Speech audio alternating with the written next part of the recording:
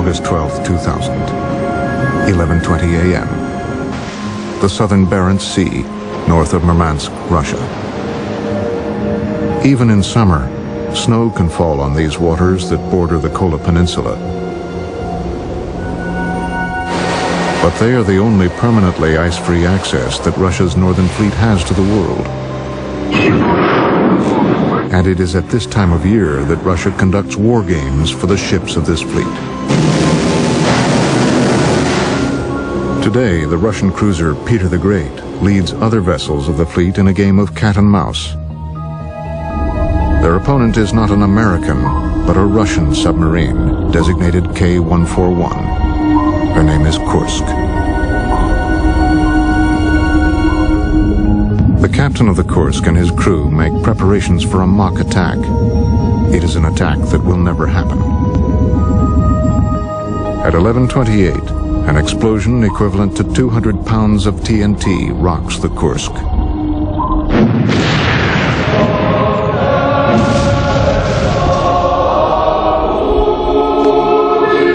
"65 miles away from Kursk, the American submarine Memphis lies eavesdropping on the Russian exercise. Only minutes after the first explosion, a second massive blast, over 40 times greater than the first, registers on the American sonar. We will never know for certain the cause of the explosions.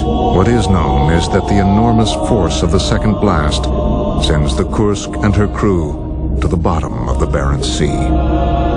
It would be the Russian Navy's greatest tragedy. But the events that sank this great ship did not begin in these frigid waters, or in the year 2000. Sometimes I'm asked, when did the Kursk accident actually happen? And the easy answer is to say it happened on August the 12th, 2000. But actually, the real answer, it happened 10 years earlier. It happened when the Soviet Union collapsed. The revolution in 1991 would bring freedoms that Russians had been dreaming of for decades. But it would also reveal that what had been the Soviet Union was on the brink of economic collapse. The Navy and its great submarine force were not immune to huge cutbacks.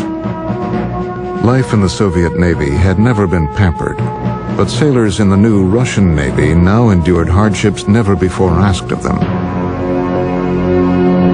At its peak in the mid-1980s, the Soviet submarine force deployed as many as 180 boats. But by the end of the 90s, fewer than 40 subs remained in service. Northern ports were filled with rusting, abandoned submarines. Now, running those kind of systems, when you don't have much in the way of financial backup and support, is really quite difficult, and it soon becomes potentially dangerous. They are high-tech beasts. But these guys were so transcendently patriotic about what they were doing for the motherland. They were willing to defend it, and they were proud of defending it, regardless of what it took. Even amidst the cutbacks, the seventh member of a new class of submarines is launched in May 1994. This newest sub is named for the largest tank battle of World War II. The enormous new boat is christened Kursk. The Kursk was 505 feet long, 60 feet across at the beam, and displaced 18,000 tons submerged. It was impressive, no question about it. We often look at the Russian Navy, the Russian armed forces, and believe it's a generation behind what the United States fields. But in fact, the Kursk was an exceptional piece of engineering. Kursk is 5 stories high, and the length of 2 jumbo jets end to end. Her mess decks are spacious. Amazingly, she even has sauna baths and a swimming pool. To move all this through the water, Kursk is powered by 2 nuclear reactors that can propel her at almost 30 knots while submerged. In August 2000, the captain of this remarkable vessel is 45-year-old Gennady Lyachin. He is a respected commander who is admired by his crew as fair and capable. As he prepares to launch his practice attack against the Peter the Great on that August day in 2000, Lyachin commands 117 men. Captain Lieutenant Dmitry Kolesnikov is typical of the men of the Kursk. The son of a submariner, Kolesnikov has been aboard Kursk for 5 years and loves his work. He had recently married and brought his new bride, Olga, to visit the ship he was so committed to. Olga and the rest of the world will never know exactly what happened on that day, but it is possible to reconstruct some of the events. As Captain Liachin slowed to 8 knots, he prepared to launch a practice version of the 65-76 torpedo that Russian sailors nicknamed Fatty, or the Fat Girl. The Fat Girl torpedo weighs 9,000 pounds and is propelled by kerosene fuel. But to move this enormous weapon at high speeds, the energy supplied to the motor by the kerosene must receive an immense boost by being force-fed huge amounts of oxygen. The oxygen is supplied by a simple but highly concentrated chemical called hydrogen peroxide. Hydrogen peroxide is a manufactured chemical. They start with water and then they put an extra oxygen atom on each water molecule. But if the hydrogen peroxide comes in contact with certain catalytic materials such as copper or brass or other contaminants, then the hydrogen peroxide begins to dissociate rapidly. It produces great heat. The heat in turn generates great pressure by expanding the volume of peroxide by 5,000 times. But the Russians were willing to gamble on using this temperamental but powerful chemical. Both the British and American navies introduced peroxide torpedoes at the end of World War II, but by the 1960s, both navies abandoned peroxide as too dangerous. Peroxide-powered torpedoes required ongoing and highly skilled maintenance. Such maintenance can be demanding in the most well-funded navies. In the Russian Navy of 2000, peroxide torpedoes were accidents waiting to happen. Later review of records indicated the peroxide-fueled weapon that went into the Kursk's torpedo tube had not received the maintenance it required. It became clear that those torpedoes had been stored and forgotten. They had been neglected. And this is not a can of tomato soup that can be stored on a shelf for years. Sometime that morning of August 12th, the high-test peroxide probably managed to leak through a gasket or corroded seal. Once the leaking peroxide contacted brass or copper, pressure began to build with irresistible force, until at last the torpedo exploded like a balloon, backward into the torpedo room.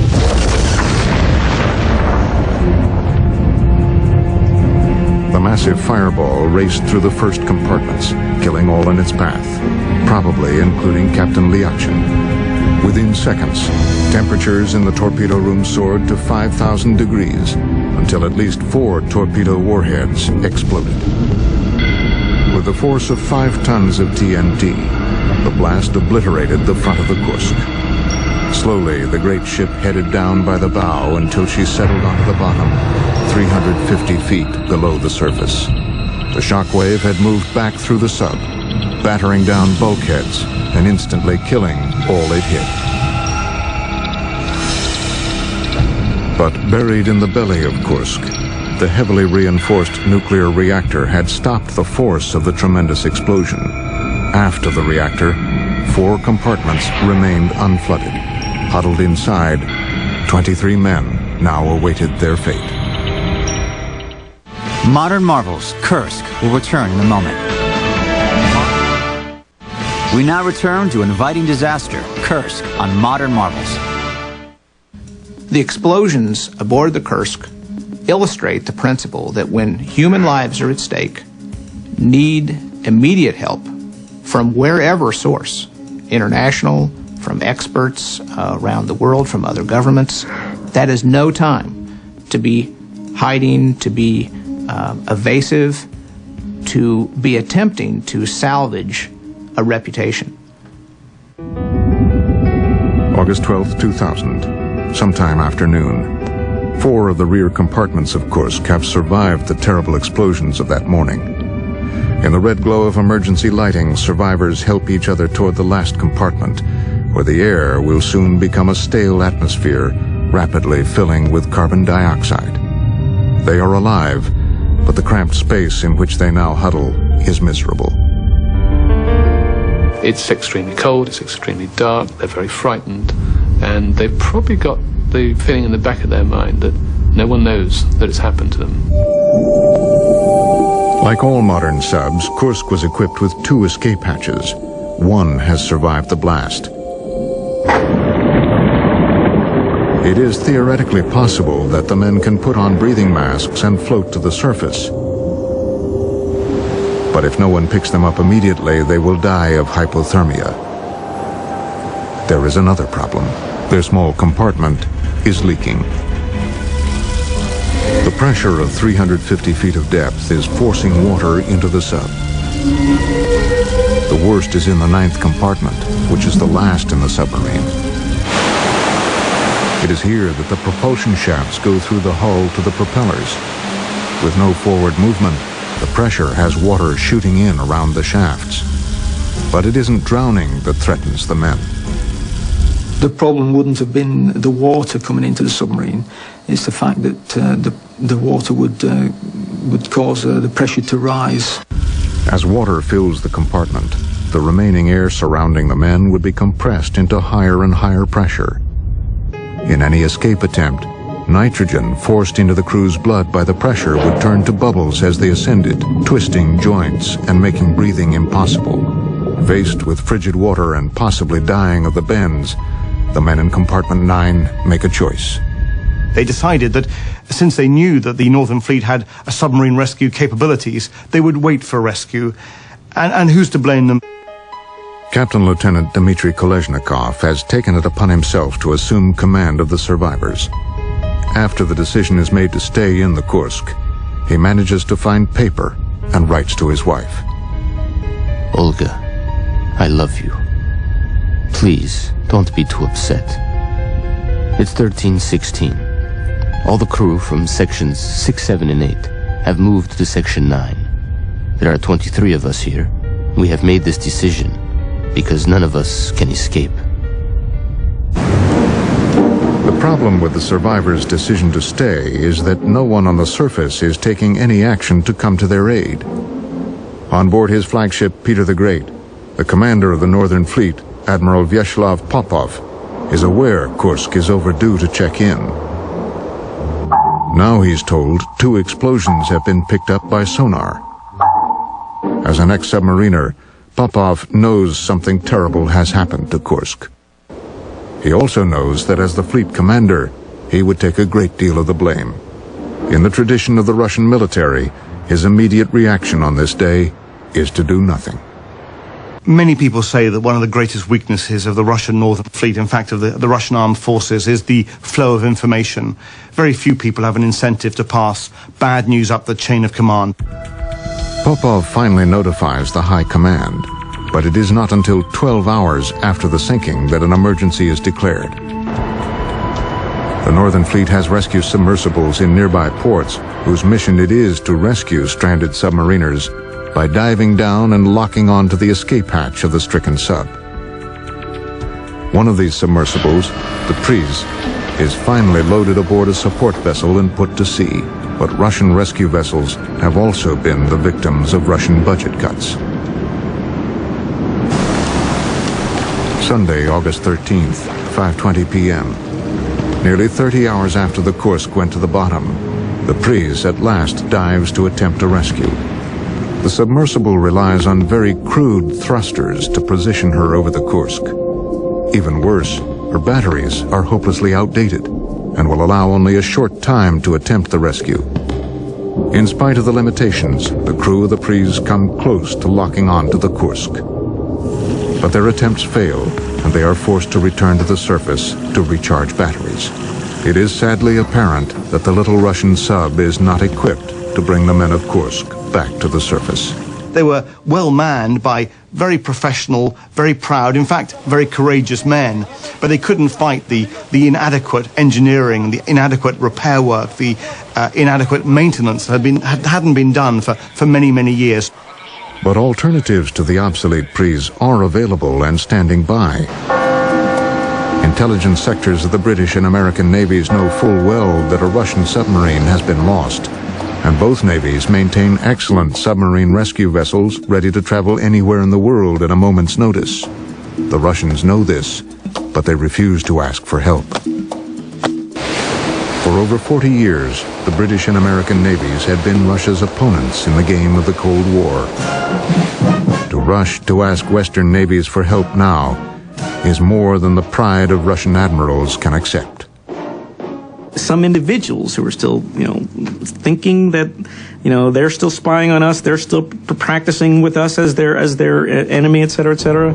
This is not a good time for us to get all kissy-faced. What's fascinating to me is it is still the Cold War. The Cold War is still very much alive in the Kursk event. It was probably never realistic that the Russian Navy would turn to the Americans for help.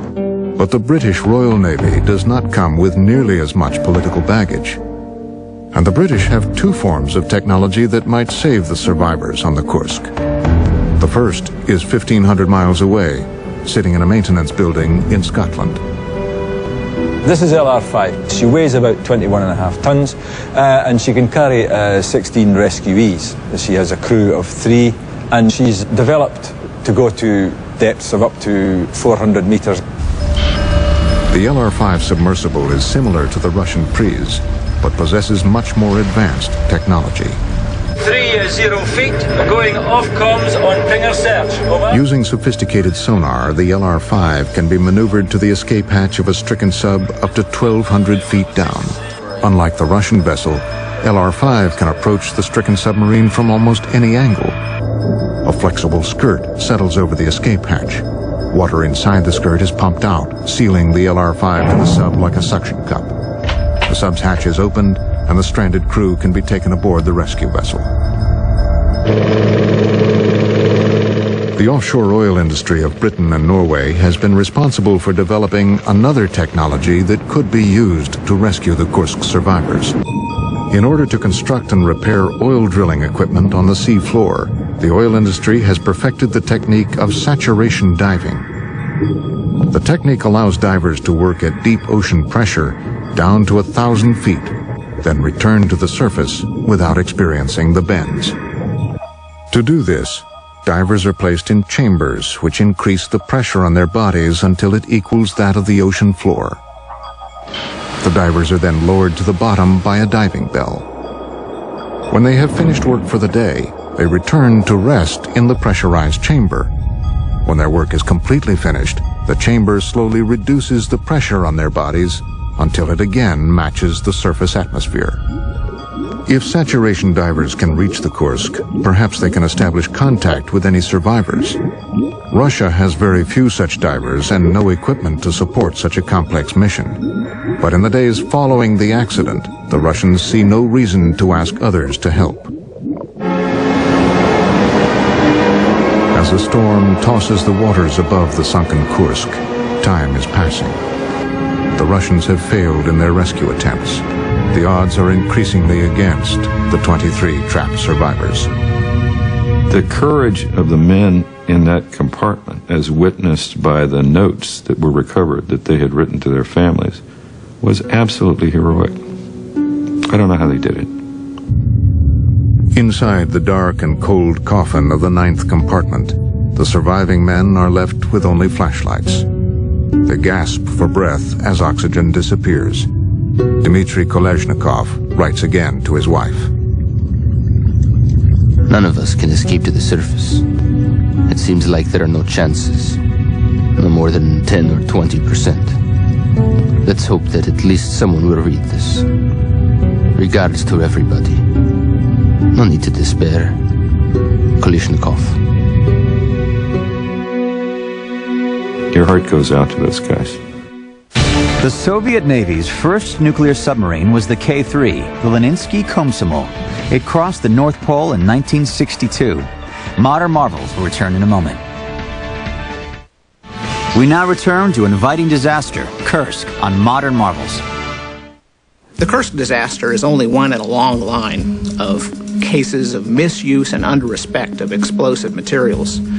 There's the explosion at the New London, Texas school district, the main school building in 1937, where just after school, almost 300 adults and children were caught up in the explosion of natural gas. And the second case that comes to mind is Texas City, Texas, where the Grand Camp, a Liberty ship full of 2,200 tons of ammonium nitrate, caught fire. The ship exploded, killing almost 500 people. So what we have here are cases where people were lulled into security, although they were dealing with large amounts of explosive materials. And we would see that happen again with Kursk. Monday, August 14th, day 3. Vladimir Putin, Russian president for just 3 months, is on vacation at the Black Sea when Kursk goes to the bottom. He is not told of the accident until almost a day later. He accepts advice to remain on holiday. It is a decision he will regret. In England on this day, Commodore David Russell is the duty officer in charge of submarines for the Royal Navy when he is told of the Kursk. I think the first reaction as a submariner that I had that there was something wrong with another submarine was that really it's the same reaction that anyone who goes to sea has with any disaster at sea, is that you really want to help if you can. I think that's particularly acute in the case of submariners. You know what it's going to be like on board, and you know that time is of the essence. We don't need any orders in situations like that. We make up our minds and we get on with it. Without orders or authorization, and still unrequested by Russia, Russell begins to set wheels in motion to come to the aid of possible survivors. He loads the LR-5 aboard a huge Antonov cargo jet, which will carry the rescue submersible to Norway. There it will rendezvous with the mothership, the Normand Pioneer. You go with what you can and you get it to Norway, put it on board the mothership and send the ship towards Russian waters, because you can always bring it back. By noon on Monday, the British Embassy in Moscow officially offers help with the rescue. American officials will soon do the same. But in Russia, military leaders are still pretending that all is under control. Rumors are flying everywhere about the loss of the Kursk. Instead of addressing the rumors with directness and honesty, the Russian military resorts to the deceptions of the past. The Kursk is described as having simply a malfunction. Admiral Popov offers the preposterous claim that communications have been established with the crew and that water and oxygen are being supplied. It is poignant to think that as they were dying, there in the 9th compartment, their families ashore were being comprehensively lied to by the admirals that those 23 men were serving. As hours turn to days, media pressure at home and internationally begins to build for President Putin to intervene in Kursk operations. It is no longer the dark Soviet days of restricted press. Now reporters want to know why Putin is still on holiday and why the names of those aboard Kursk have yet to be released. He'd only been in power, remember, 100 days at this point. He didn't understand that he had to be seen to be helping, that he couldn't just delegate this to submarine rescue professionals up there on the Kola Peninsula, that he had to get personally involved. Finally, the Russian president begins to grasp the potential political consequences of the unraveling story of Kursk.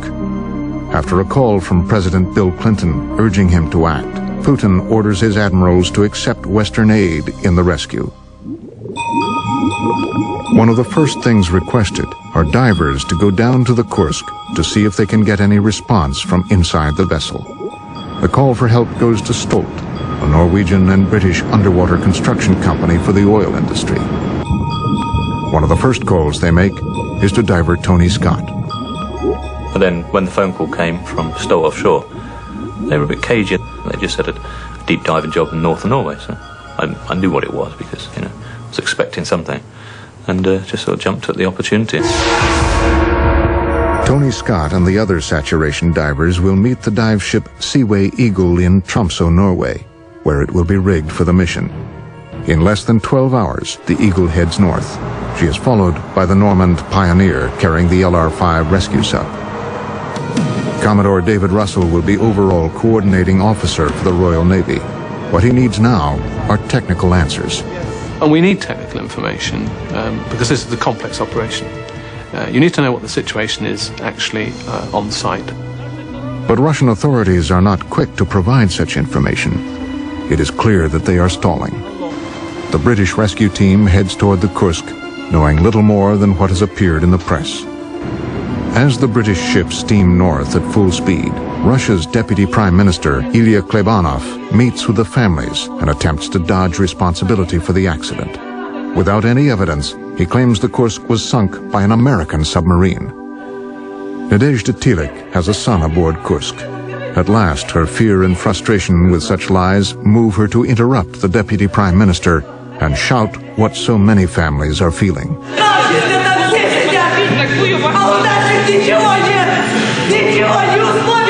In a scene that shocks the world, a female medic steps forward with a hypodermic needle containing sedatives. She injects Nadezhda Tilik through her coat into her thigh.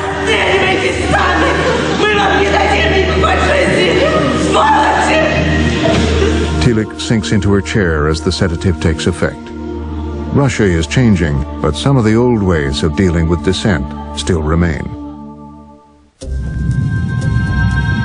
Saturday, August 19th, 11:30 a.m. The Normand Pioneer arrives at the site of the accident. Hopes are high. The Kursk is a huge ship. A sealed compartment would hold a large quantity of air, perhaps enough that men could still be alive. But the English and Norwegian rescue team is greeted with a shock when Russian admirals arrive for a meeting. Russian search and rescue commander Admiral Gennady Verich amazingly tells Commodore Russell that the LR-5 will have to stay miles away from the Kursk. The rescue team begins to wonder why they've come. I think the problem was we rapidly began to get the feeling that actually Admiral Verich's agenda was one of, they're probably dead already, we just need to bring this to a quick close by finding that out. We know as submariners what it would be like to be in that position. You really wouldn't like someone giving up after 4 or 5 days merely because that's what the book said. You'd want them to continue until there was absolutely no chance. The British and Norwegian team, the best hope for rescue, is at last on the scene. But it appears they will not be allowed to give the men of Kursk that one last chance for survival. The U.S. Navy's first use of a rescue craft occurred after the sinking of the Squalus in 1939. Modern marvels will return in a moment. We now return to inviting disaster, Kursk, on Modern Marvels. One way to think of it is that so much effort goes into developing these machines, and it seems to suck up the money and the time and the expertise, leaving the tail end for working out the kinks, for writing the manuals, for working through the procedures. What if X happens? What are the people on the scene supposed to do? Sunday, August 20th, 10 a.m., the 9th day. After traveling over 1,500 miles, the LR-5 and its crew are now forced to sit helplessly miles from the Kursk. Russian Admiral Gennady Verich won't admit it, but he has never wanted foreigners involved in the Kursk tragedy. He just wants to get the situation resolved, good or bad, but without foreigners. Dead guys equals not so great, but dead guys with foreigners equals, sort of a political living hell. But the Russians do finally authorize the divers from Seaway Eagle to go down to Kursk. Tony Scott and the other Norwegian and British divers have been in the compression chamber for hours preparing for the descent. Now they enter the diving bell and head for the bottom. I think everybody was sort of thinking that it wasn't 100% likely that there was going to be any survivors, but there was just that chance. Scott leaves the diving bell and enters the cold, pitch-dark world of the ocean floor. To maintain body heat at this depth, hot water is constantly pumped into his suit. There's a very big, prominent white painted ring around the hatch, and that came into view. I had imagined it to be a rounded shape, and you might have to cling on to it and tie yourself off, but you're just flat. It's just like standing on top of a building or something. After a few minutes, dive supervisors above pass the word. It is time to send a signal to anyone who might still be alive inside the Kursk. Scott will tap a prearranged code on the side of the hull. There's no doubt it would be heard inside. And what we were desperately hoping to hear was a return tap. every person on the Eagle was awake. The whole ship was holding its breath and hoping for the best.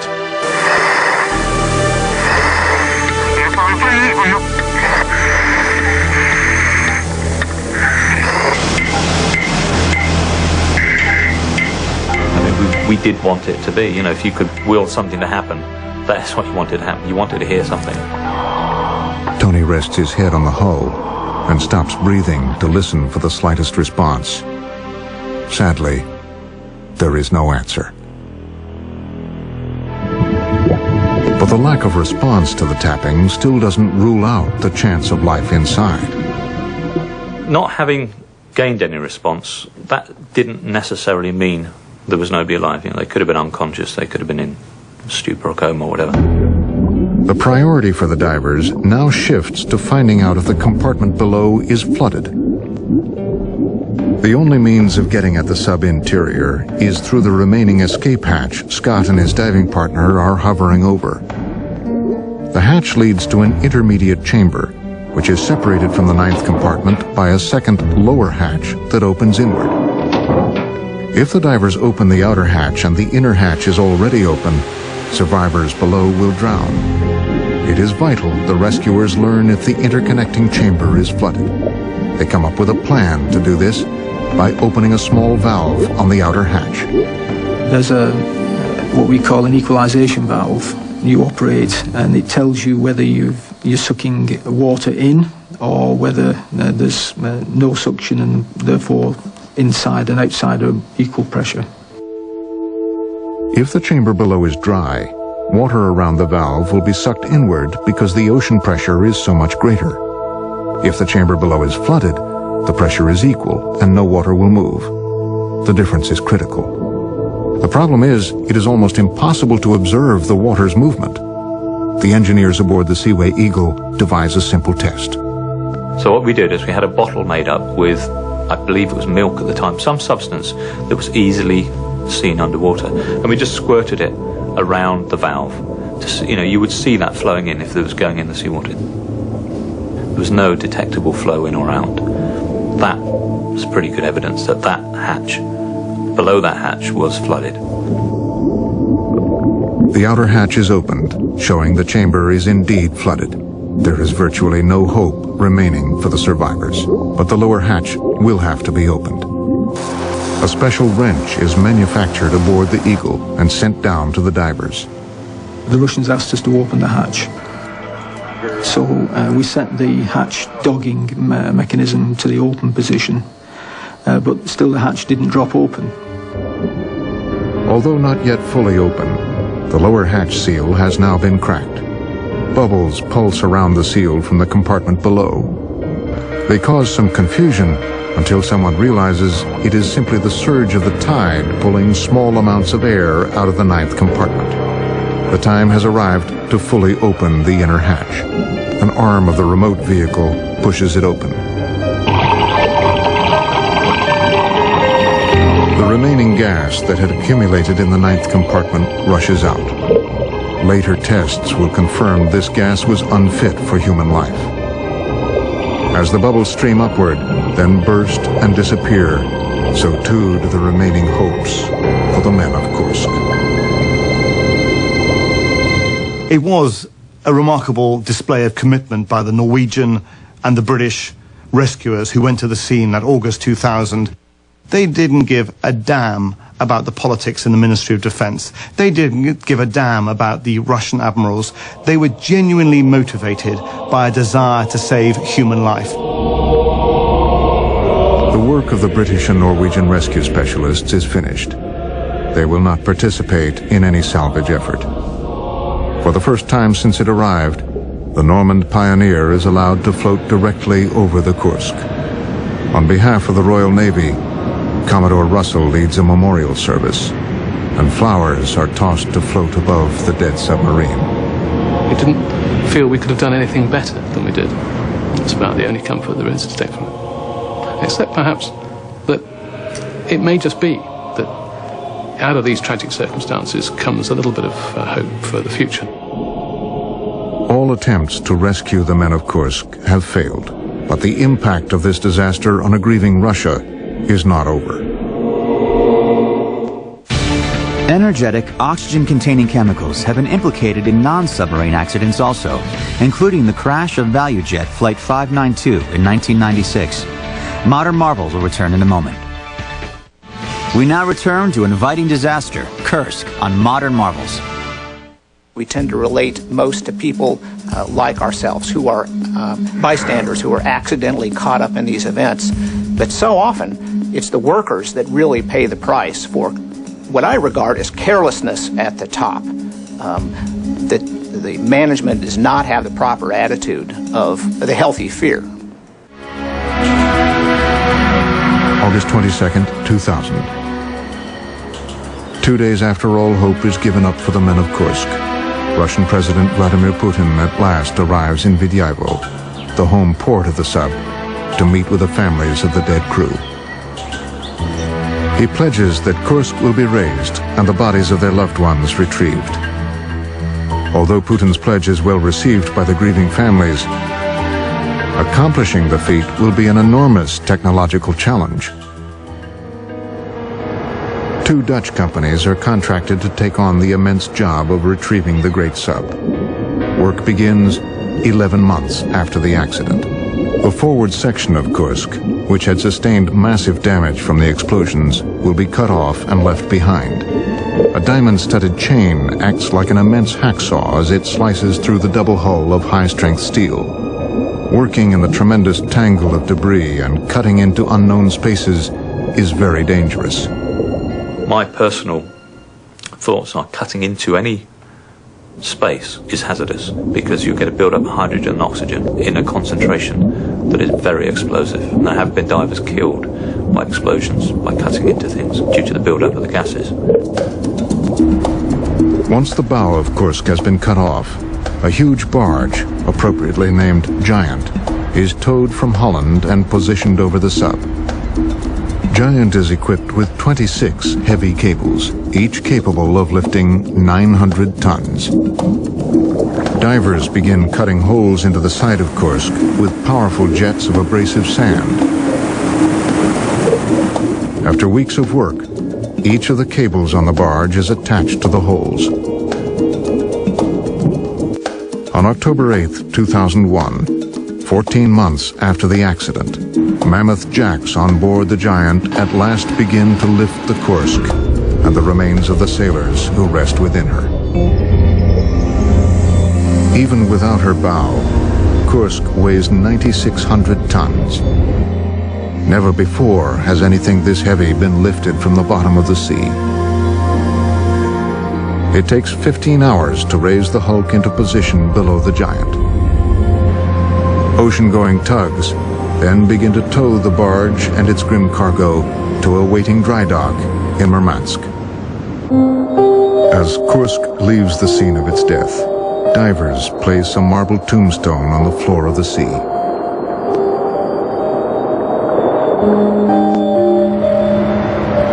Suspended beneath the barge, Kursk is at last towed into position in the dry dock. On October 23, 2001, water is drained and the face of the great submarine once again appears. In the weeks that follow, bodies are removed and investigators pore over every part of the sub. Just 3 of the 118 crewmen are left unidentified. Autopsies of the dead sailors reveal the 23 survivors in the 9th compartment at last met their end in a second disaster. The final event that killed those sailors was a fire, an intense fire, caused by their chemical canisters that generated oxygen meeting an oily film on the water that was rising in that compartment. Each compartment of Kursk was equipped with canisters holding potassium superoxide. The chemical was used to scrub the air of carbon dioxide and replace oxygen. Unfortunately, if potassium superoxide touches water, it reacts violently, releasing great heat. At some time, one of the struggling survivors probably dropped one of these canisters. Its heat and high oxygen content would have turned the oily water into a blowtorch. Those who didn't die in the fire suffocated when the last of the oxygen was consumed by the flames. It now appears certain that all were dead well before the British and Norwegians received the call to come to their aid. The investigative board at last confirms leaking peroxide in the Fat Girl torpedo as the cause of the explosions which killed Kursk. But that answer does not go far enough. The men of Kursk gave their lives because of Russia's ongoing but unrealistic commitment to a level of military technology it could no longer afford. Not only the technology of their torpedoes, but that of their rescue vessels had been allowed to fail by a system that deluded itself into thinking it was still a superpower. The tragedy of Kursk reminds the world that arrogance and pride can be killers when mixed with high technology. I believe that history is going to view it as the last dramatic event of the Cold War. Those guys died for the Cold War. We've thought of that Cold War as one in which there was very little bloodshed. Well, there's 118 guys and a lot of wrecked families who can testify otherwise. Vladimir Putin survived the criticism of his slow response to the Kursk tragedy, but he had tasted the public's anger as had no Russian leader since the Tsar. Now, Putin demands reform. Leaders who had put their careers and self-interest in the way of prompt reporting and rescue are called to account. Rear Admiral Verich, who had refused to allow LR-5 to even enter the water, was fired. Admiral Popov, who had resisted taking action as men died, was relieved of command. Ilya Klebanov, the deputy premier who had steadfastly insisted Kursk had been sunk by an American submarine, was fired. But Nadezhda Tilek, who had screamed in rage at Klebanov, became a hero to all who dream of being able to criticize their government without fear. The story of failure in Russia's once proud submarine fleet unfortunately continues. On August 30th, 2003, the sub K-159 sank as it was being towed to a scrapyard. 9 men died in a tragedy described as needless. This time, President Putin responded immediately to the news of the sinking and launched another investigation. But Russian sailors had once again paid with their lives for the inept decision-making of their commanders. As the months passed, Russians paused to bury and grieve for the men who died aboard Kursk. They had given their lives to Mother Russia, not on a battlefield, but in a submarine made dangerous by outmoded equipment, poor maintenance, and shoddy standards. But the deaths of the men of Kursk marked a very real precedent in Russia's evolving democracy. It revealed a shift in the way Russia's people respond to the deceit and manipulation of their government. We often talk about how the Kursk submarine is a metaphor for Russia in decline, but the families are also a metaphor for a new Russia, for a more hopeful Russia, because they understand that they're no longer prepared to be lied to without reacting. They now understand they have a voice in a new Russia. Kursk was eventually towed to a scrapyard, where she was chopped into pieces and melted down. But the great submarine did leave something of herself behind. The drama of the men who fought for life within her hull continues to provide her countrymen with an undying example of dedication, patriotism, and courage.